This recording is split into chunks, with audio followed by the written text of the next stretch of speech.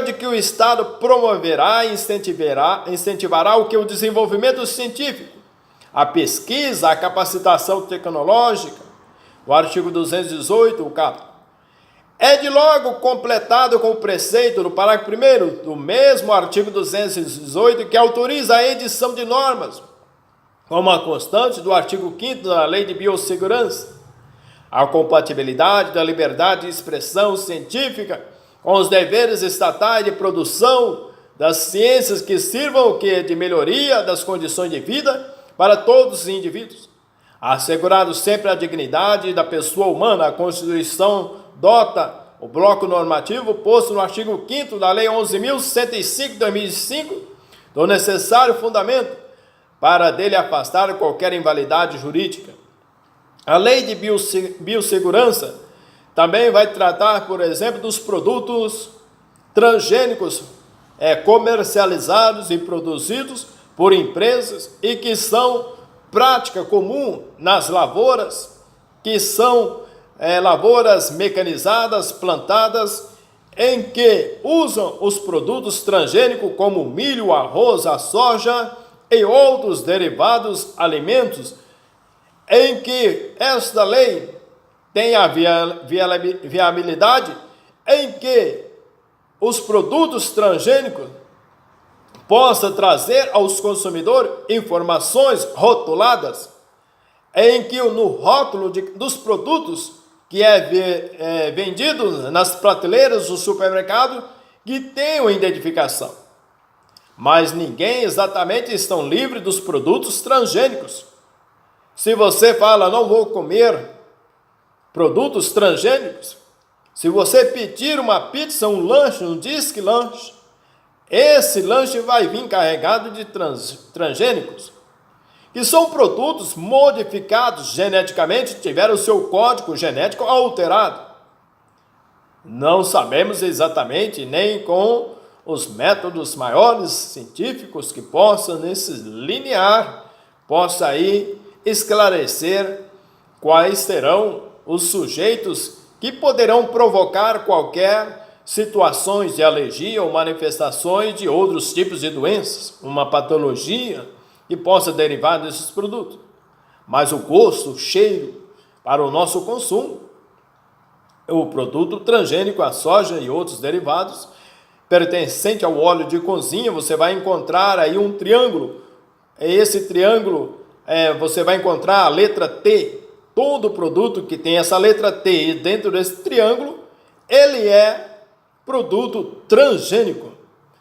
Nobres senhores, diante a interpretação da Constituição, o inquérito, a ação penal privada na queixa-crime oferecida contra deputado federal e jornalista, pretensas ofensas praticadas pelo crime querelado e publicado pela segunda querelada em matéria jornalística. As afirmações tidas como ofensivas pelo querelante foram feitas no exercício do mandato parlamentar por ter o querelado se manifestado na condição de deputado federal e de presidente da Câmara, não sendo possível desvincular aquelas afirmações do exercício da ampla liberdade de expressão típica da atividade parlamentar do artigo 51 da Constituição, o artigo 53 da Constituição da República, que dispõe que os deputados são isentos e enquadra aí dentro desse artigo, desse inciso. E no inciso 10 são invioláveis, por exemplo, sobre a inviolabilidade, só é lícito o uso de algema em caso de resistência e de fundado receio de fuga, ou de perigo à integridade física própria ou alheia por parte do preso ou terceiro, justificado o que? A excepcionalidade por escrito sobre pena de responsabilidade disciplinar, civil e penal do agente ou da autoridade de nulidade da prisão ou do ato processual a que se refere sem prejuízo da responsabilidade civil do Estado. É claro que existirá situações em que o réu terá que ser algemado, até mesmo durante as audiências públicas, para não ocorrer qualquer hipótese negativa e que vai implicar que também ameaça ao próprio público ou a todos o elenco presentes, aí o juiz, o Ministério Público, os oficiais que estão ali, os auxiliares de justiça. A súmula vinculante 11, a Constituição do Brasil proíbe qualquer censura. O exercício do direito à liberdade de expressão não pode ser cesseado pelo Estado ou por particular. A vida, por exemplo, não se desenvolve apenas a partir de soleira da porta da casa. De antemão, nobres senhores, a fixação, por exemplo, do quanto indenizatório deve observar aqui o grau de reprovabilidade da conduta. Até o que foi reprovar. A conduta do réu, por exemplo, embora reprovável, destinou-se à pessoa pública que está sujeita a críticas. Esse quanto indenizatório, ele tem que ser medido de acordo com a extensão do dano de uma publicação de acusações que foram feitas pelo réu. O artigo 220 é de instantânea observância quanto ao desfruto das liberdades de pensamento, criação, expressão, informação que de alguma forma se vincule pelos órgãos de comunicação social. Isso sem prejuízo da aplicabilidade dos seguintes incisos do artigo 5º da Constituição, a vedação do anonimato. Entretanto, isso sem prejuízo da aplicabilidade dos seguintes incisos do artigo 5º, direito, eu diria, de resposta, direito ao que a indenização por dano material ou moral à intimidade, à vida privada, à honra, à imagem das pessoas, o livre exercício de qualquer trabalho, ofício ou profissão, atendidas as qualificações profissionais que a lei estabelecer. Direito ao resguardo do sigilo da fonte de informação, quando necessário, que é o exercício profissional. Lógica diretamente constitucional de calibração temporal ou cronológica, na empírica incidência dessas classes nesse dispositivo desse bloco constitucional do artigo 220, inciso 5º. É livre o quê? Livre plena manifestação do pensamento, da criação de informação. Somente depois é que passa a cobrar do titular de tais situações jurídicas ativas o eventual, eu diria, desrespeito a direitos constitucionais, alheios, ainda que também densificadores de personalidade. A determinação constitucional, de momento, paralisia o que é a inviolabilidade de certas categorias de direitos fundamentais. Entretanto, qualquer ameaça que possa violar a sua imagem, você tem a sua imagem envolvida em uma situação negativa, você pode reclamar os seus direitos, que violou também a sua intimidade que trouxe aí para você um prejuízo, que houve vazamento de informações, de áudio, de vídeo, ou qual você não autorizou. Existem situações de certos escritores de obras no Brasil, antes mesmo deles publicarem, já estão na internet. Imagine tal situação. Qualquer que viole aí o seu direito, a sua honra está sendo desrespeitada. Crimes, por exemplo, contra a honra, calúnia, injúria, difamação. Esses são os 3 crimes contra a honra. E temos mais. Crimes de racismo também imperam aqui. Entre mentes, nobres senhores, diante a todas essas respostas, a legislação no Código Civil, no Código Penal, o Código de Processo Civil e Processo Penal, e as causas, por exemplo, decorrentes das relações de imprensa, O direito de resposta, que se manifesta como ação de replicar ou de retificar matéria publicada, é exercitável por qualquer daquele que se vê ofendido em sua honra objetiva ou então subjetiva, conforme estampado no inciso 5º ou inciso 4 do artigo 5º da nossa Mãe Constitucional. A eficácia plena de aplicabilidade imediata, conforme a classificação de José Alfonso da Silva, é a norma de pronta aplicação na linguagem de Celso Ribeiros Bastos e Carlos Aires Brito, em obra doutrinária conjunta. A CPI não tem poder jurídico, mediante requisição a operadoras de telefonia de cópias de decisão, nem de mandado judicial, por de interceptação telefônica, quebrar o que é sigilo imposto a processo sujeito a segredo de justiça. Este é oponível à comissão parlamentar de inquérito, representando o que? Expressiva limitação aos seus poderes constitucionais. O sigilo bancário, espécie de direito à privacidade, protegido pela Constituição de 88, não é absoluto, pois deve ceder diante dos interesses públicos, social e da justiça. Assim deve ceder também na forma, com observância de procedimento legal e com respeito ao princípio da razoabilidade. Não procede a alegação feita pelo quinto acusado de que os dados relativos aos supostos empréstimos bancários contraídos com as duas instituições financeiras envolvidas teriam sido acolhidas de modo ilegal pelo Banco Central, teria atendido diretamente a pedido do Procurador-Geral da República, sem que houvesse autorização. Por exemplo, tais dados constam de relatório de fiscalização do Banco Central que foram requisitados dos Correios no âmbito desse inquérito. O presidente do STF determinou o compartilhamento de todas as informações ou já obtidas pelos Correios para análise, o quê? Em conjunto com os dados constantes de decisão. Por último, o próprio relator do inquérito em decisão, em 30 de 8 de 2005, decretou o quê?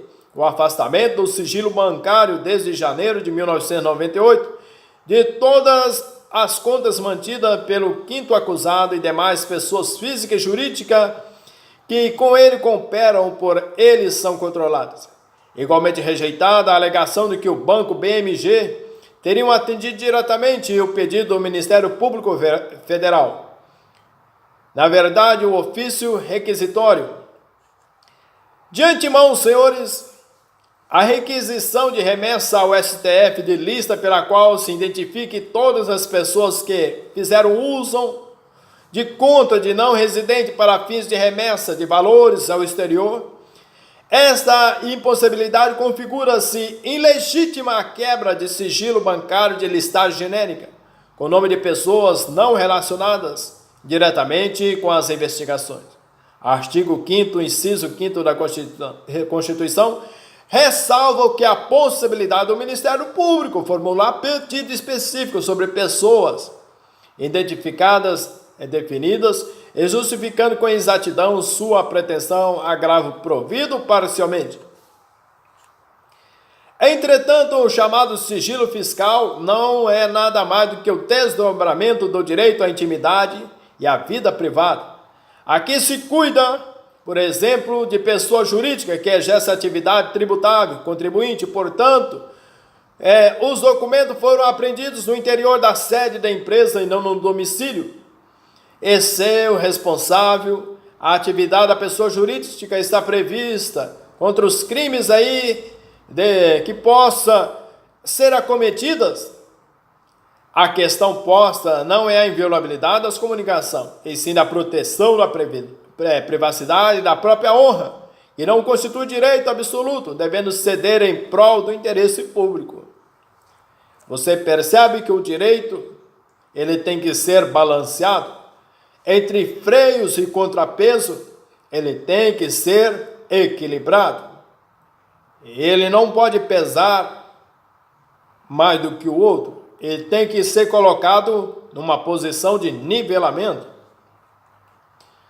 Entretanto, o dano moral indenizável é o que atinge a esfera legítima de efeito da vítima, de afeição da vítima, que agride seus valores, que humilha, que causa dor. Exemplo de um dano moral. Você chega no supermercado para fazer compra e ao chegar no caixa, alguém dar falta de um produto da prateleira do supermercado. E você é surpreendido. Alguém quer fazer uma revista em sua bolsa. E é feito em seguida e não encontra nenhum objeto relacionado ao furto. Nesse caso, diante de tamanhas humilhações, várias testemunhas estavam ali presentes. Nesse caso, cabe dano moral. A simples reprodução, por exemplo, pela imprensa de acusação de mau uso de verbas públicas, por exemplo, prática de nepotismo e tráfico de influência, objeto de representação devidamente formulado pelo TST, por Federação de Sindicatos, não constitui abuso de direito, dano moral indevido. O que vai complementar, o que vai dizer que é dano moral, é quando há uma viabilidade em que houve, na verdade, no caso concreto, um direito que fora ofendido, um direito que fora cerceado, um direito em que trouxe humilhação para a pessoa. O dano moral, a fotografia, publicação não consentida, por exemplo, a indenização, acumulação com dano moral, possibilidade da Constituição no artigo 5º, inciso 10. Para a reparação do dano moral, não se exige a ocorrência de ofensa à reputação do indivíduo. O que acontece é que, de regra, a publicação da fotografia de alguém com intuito comercial ou não, causa de desconforto, aborrecimento ou constrangimento, não importando o tamanho desse desconforto, desse aborrecimento ou de constrangimento, desde que ele exista, há o dano moral que deve ser reparado, manda a Constituição do artigo 5º, inciso 10. No Brasil tivemos um paparazzo em que publicou uma foto de uma determinada atriz, uma pessoa de personalidade nesse país, o qual ela achou bonitinho, lindo a foto, e ela publicou a foto que o paparazzo havia tirado. Imagine quem é que entrou com o pedido de dano moral. O paparazzo, da própria foto da atriz. Agora, todos têm direito de pedir qualquer coisa no Poder Judiciário. Agora, o que se será ouvido é outra coisa, é outra situação. Mas isso vai depender de entendimento a outro entendimento de cada tribunal. Cada tribunal é um tribunal. A coleta, por exemplo, de material biológico da placenta, como o propósito de fazer um exame de DNA para a averiguação da paternidade do nascituro, embora a oposição da extraditanda, bens jurídicos constitucionais, como moralidade administrativa, a persecução penal pública, por exemplo, a segurança pública que cresce com os bens da comunidade na expressão de Canutilho. Os direitos fundamentais, a honra, bem assim de direito à honra à imagem de policiais federais acusados de estupro, da extraditanda nas dependências da Polícia Federal, o direito à imagem da própria instituição em confronto com o alegado direito da reclamante, a intimidade e preservar o quê? A identidade do pai de seu filho. Entre mentes, senhores, hoje com o avanço da tecnologia, da modernidade, temos vários tipos de aparelhagens, de exames que são pertinentes ao qualquer esclarecimento da justiça para fazer aí a montagem do quebra-cabeça, tanto os exames, o exame de corpo de delito, exame de DNA, temos a perícia do local, do lugar, dos fatos e dos acontecimentos. Então, todo esse aparato, esse arcabouço, é possível aí desvencilhar, é possível aí constatar através de laudos documentais, laboratoriais, trazer aí uma distinção exata de todo o conhecimento acerca do crime. Você poderia virar para mim: como é possível alguém ficar preso? Sem testemunha.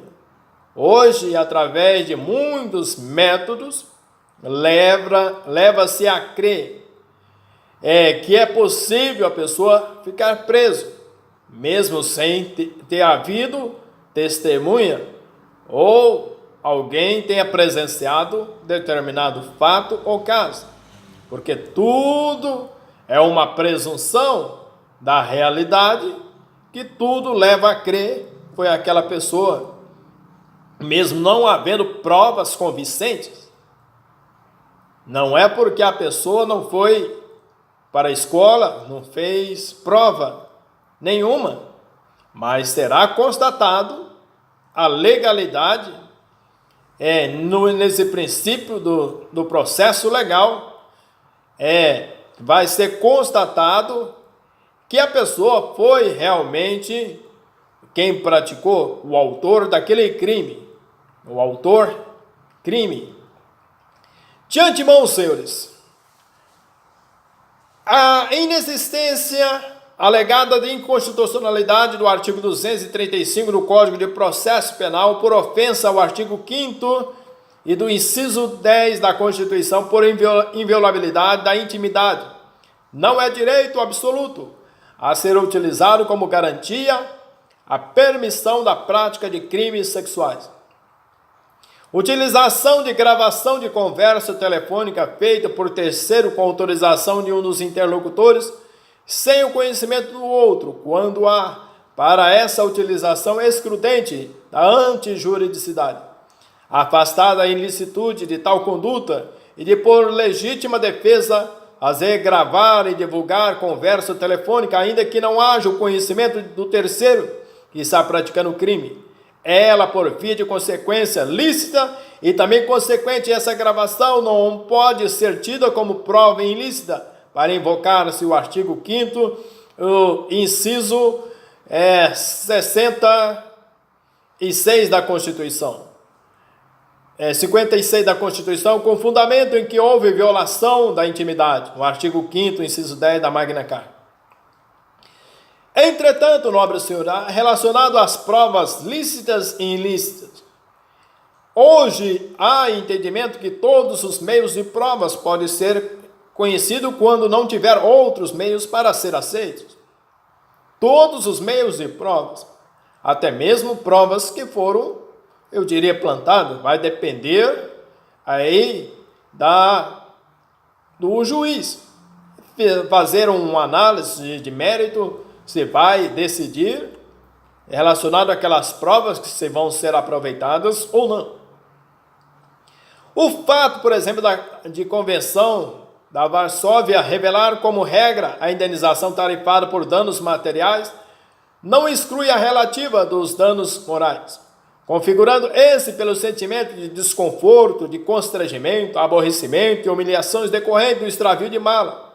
Cumpre observar a Carta Política da República, inciso 5º, inciso 10 do artigo 5º, no que sobrepõe aos tratados e convenções ratificadas pelo Brasil.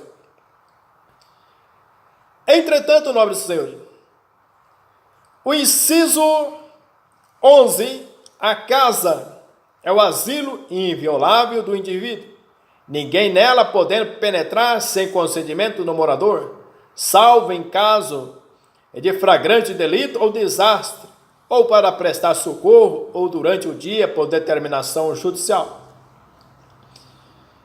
Já caiu muitas vezes em concurso sobre a casa. Ela é o asilo inviolável do indivíduo, ninguém podendo penetrar sem o consentimento do morador. Só que a lei, ela põe a salvo. Existem exceções em que poderá entrar ou que podem entrar sem o consentimento do morador.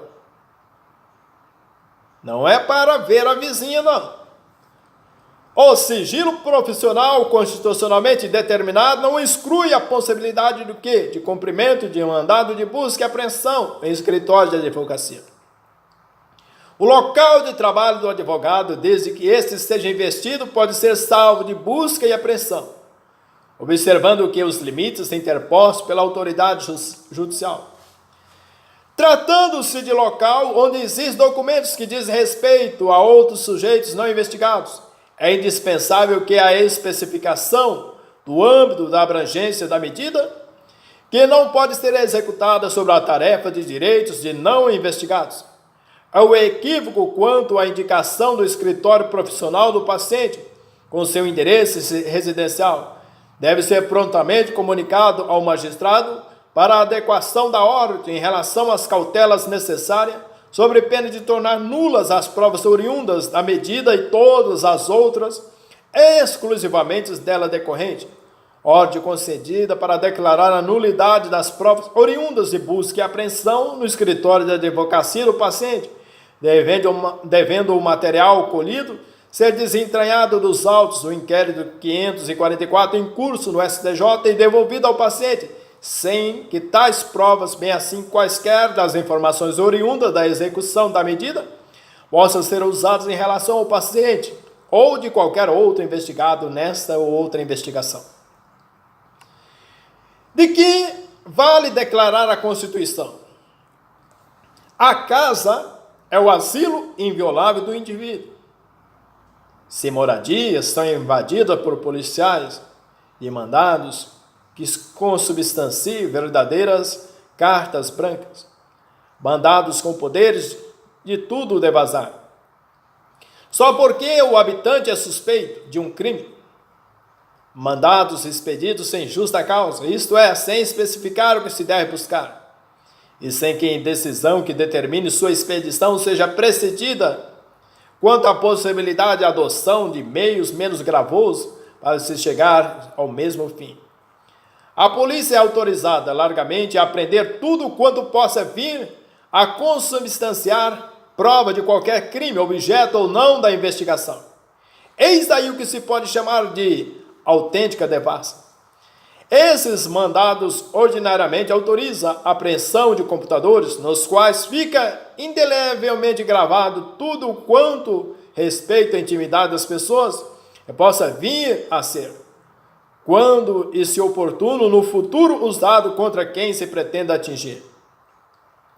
Entretanto, senhores, a apresentação de busca domiciliar se baseou em fundadas razões que autorizaram a apreensão de armas, munições e instrumentos utilizados para a prática de crime ou destinado a fim delituoso, a apreensão de documentos, eu diria considerados elementos de convicção. O Código Penal, no artigo 240, parágrafo 1º, a linha D e H, não houve medida de busca e apreensão provocada tão somente por denúncia anônima, diversamente do que sustentam,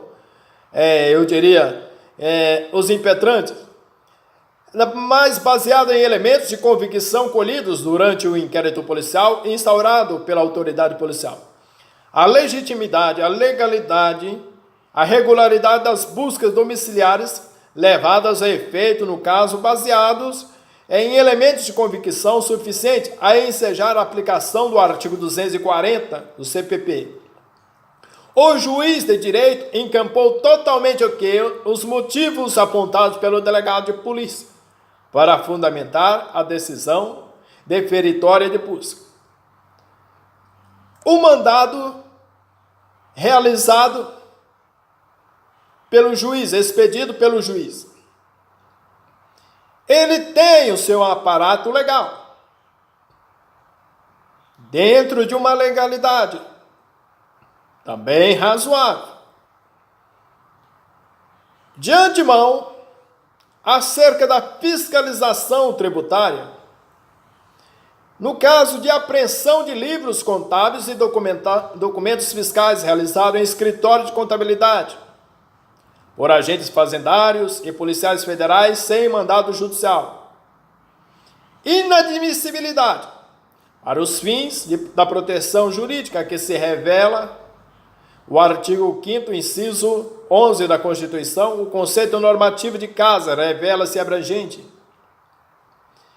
Casa pode ser compreendido também, eu diria, se você mora, pode ser numa casinha, num casarão, pode ser em um hotel, você pode morar numa caverna, você pode morar, eu diria, numa chalana, num barco, ou quem sabe num quiosque,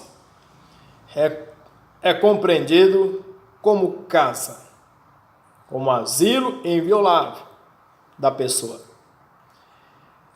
Entre mentes, o domicílio, a inviolabilidade noturna, o crime de resistência, ausência de configuração, a garantia constitucional no inciso 11 do artigo 5º, a preservar a inviolabilidade do domicílio durante o período noturno, alcança também ordem judicial, não cabendo cogitar aí de crime de resistência. Para os fins da proteção que se refere ao artigo 5º, o conceito normativo da casa revela-se abrangente por estender-se, eu diria, a qualquer aposento da habitação coletiva, desde que ocupado. O Código Penal, no artigo 150, parágrafo 4º, inciso 2, compreende, observada esta específica limitação espacial, os quartos de hotel, doutrinas precedentes, sem que ocorra qualquer das situações excepcionais taxativamente prevista no texto constitucional. Artigo 5º, inciso 11. Nenhum agente público pode, contra a vontade de quem de direito, ingressar durante o dia, sem mandado judicial, em aposento ocupado de habitação coletiva, sob pena de prova resultante dessa diligência de busca e apreensão, reputar-se inadmissível